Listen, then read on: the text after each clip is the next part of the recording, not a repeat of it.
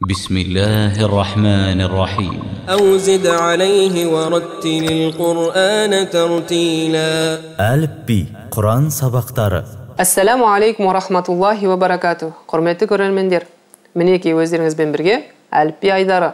Бүгін біз өздеріңізбен дәл және зәл әріптерін үйренетін боламыз. Дәл әріпі атауы дәл, ал беретін дыбысы д.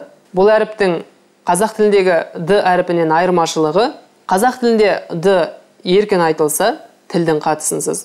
Араб тіліндегі дәл әріпі тілдің тікелей қатысымен шығады. Егер дәл әрпінің шығарылуына назар салсаңыздар, дәл әрпін айтқан кезде тіліміз алдыңғы сабақта өткен тә және фә әріптері сияқты тістен шығарылып дәл, дәл, дәл деп айтылады.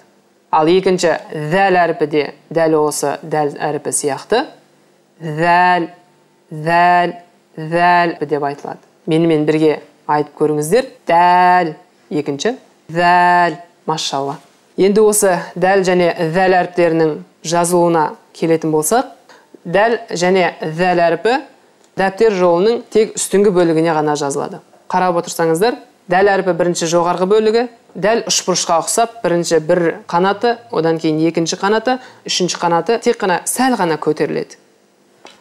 Ал зәл әріпі, ол да дәл әріпі сықылды, бірінші үшбұрыштың бірінші қанаты, кейіннен астыңғы бөлігі, одан кейін үшінші қанаты сәл ғана көтеріліп жазылады. Дәл әріпінен ерекшелігі үстіне бір нүкте қойылады. Дәл әріпі жекеше түрде.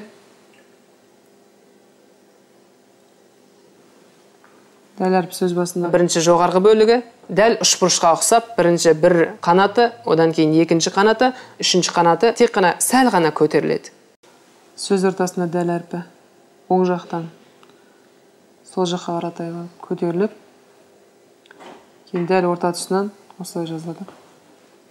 Сөз соңында оң жақтан басталып, осылай аяқталады. Зәл әріпі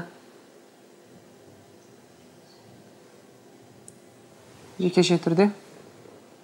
Зәл әріпі сөз басында оң жақтан басталып, көтеріліп,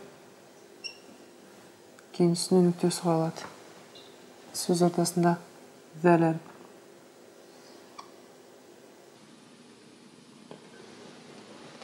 Сөз соңында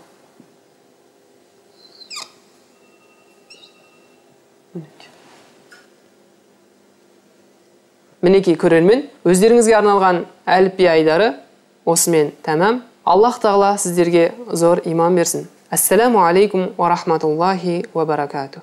ورتل القرآن ترتيلا.